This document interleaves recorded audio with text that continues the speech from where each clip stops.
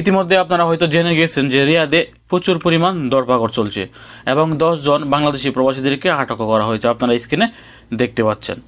এখানে 10 জন বাংলাদেশিদেরকে আটক করার মূল কারণ হচ্ছে তারা বাংলাদেশ ছাত্রদের পক্ষ নিয়ে রিয়াদের রাস্তায় আন্দোলন বা মিছিলে নেমেছিলেন। যখনই জুবাইলের প্রবাসীরা এরকম একটি ভুল করেছিলেন এবং এরকম একটি ভিডিও ইন্টারনেটে ছড়িয়ে পড়ার পর কিন্তু আমি আপনাদেরকে সতর্ক করেছিলাম যে সৌদি আরব সহকারে যে আরব দেশগুলো আছে এই দেশে মিটিং মিছিল বিক্ষোভ সম্পূর্ণরূপে নিষেধ।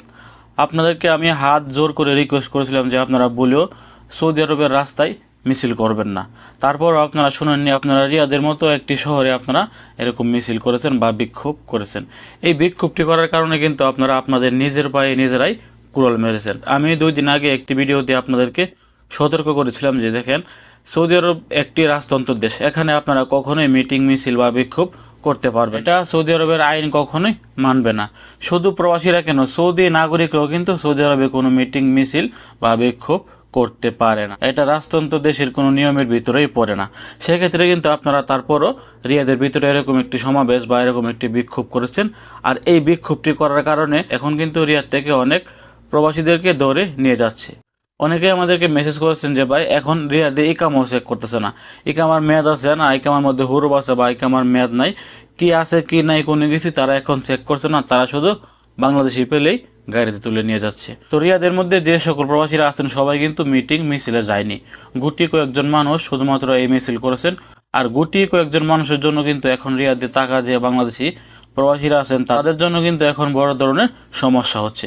আমরা সবসময় আপনাদেরকে বলি সৌদি আরব সহকারে আরব যে দেশগুলোতে আপনারা আছেন এই দেশে আপনাদেরকে বসবাস করতে হলে অবশ্যই এই দেশের আইন আপনাদেরকে মানতে হবে।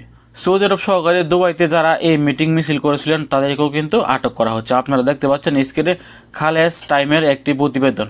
খালেজ টাইম কিন্তু দুবাইয়ের সবচেয়ে বড় একটি গণমাধ্যম। এই খালেজ টাইমে প্রকাশ করা হয়েছে যে দুবাইতে যে সকল বাংলাদেশিরা এরকম মিছিল করেছেন তাদেরকেও কিন্তু ধরে ধরে আটক করা হয়েছে এবং তাদেরকে জেলের মধ্যে প্রেরণ করা হয়েছে। এবং রিয়াদের মধ্যে যারা এই মিছিলের সাথে জড়িত ছিলেন ইতিমধ্যে অনেককেই আটক করে ফেলেছেন এবং আরও অনেককেই আটক করা হচ্ছে। আমি আগে আপনাদেরকে সতর্ক করেছিলাম যে আপনারা মিছিলে গেলে তারা কিন্তু ভিডিও ফুটেজ দেখে দেখে আপনাদেরকে আটক করবে।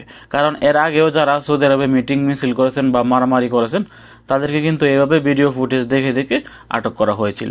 এই জন্য আমি আপনাদেরকে সতর্ক করেছিলাম 2 দিন আগে, তাও কিন্তু আপনারা আমাদের সতর্ক বার্তাটি শুনেননি।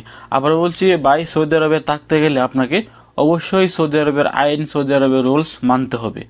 রুলসের বাইরে গিয়ে আপনি কখনোই সৌদি আরবে থাকতে পারবেন না। এখন যে প্রবাসীগুলোকে আটক করা হয়েছে তাদের সর্বনিম্ন 6 থেকে 1 বছর পর্যন্ত জেল হতে পারে এবং 1 বছর জেল খাটার পর কিন্তু তাদেরকে সরাসরি দেশে প্রেরণ করা হবে। তারা আর কখনোই সৌদি আরবে আসতে পারবে না শুধুমাত্র সামান্য একটি ভুলের কারণে। আমি বলেছিলাম যে দেখেন একজন প্রবাসীর পিছনে তার পরিবার আছে, তার আত্মীয় স্বজন আছে, তার ভাই বোন আছে, সবাই কিন্তু তার ইনকামে টাকা দিয়ে দেশে চলে।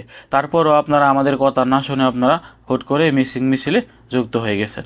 তো এটা আপনাদের সবচেয়ে বড় একটি ভুল। শুধু আপনাদের জন্য কিন্তু এখন রিয়াদে থাকা হাজারো বাংলাদেশের সমস্যা হচ্ছে। আবার বলছি ভাই, বাংলাদেশের চলমান পরিস্থিতি নিয়ে আপনারা সৌদি আরবের ভিতরে কোনো প্রকার মিটিং মিছিল কোনো প্রকার আন্দোলন করবেন না, আপনাদের কাছে আমি রিকোয়েস্ট করছি।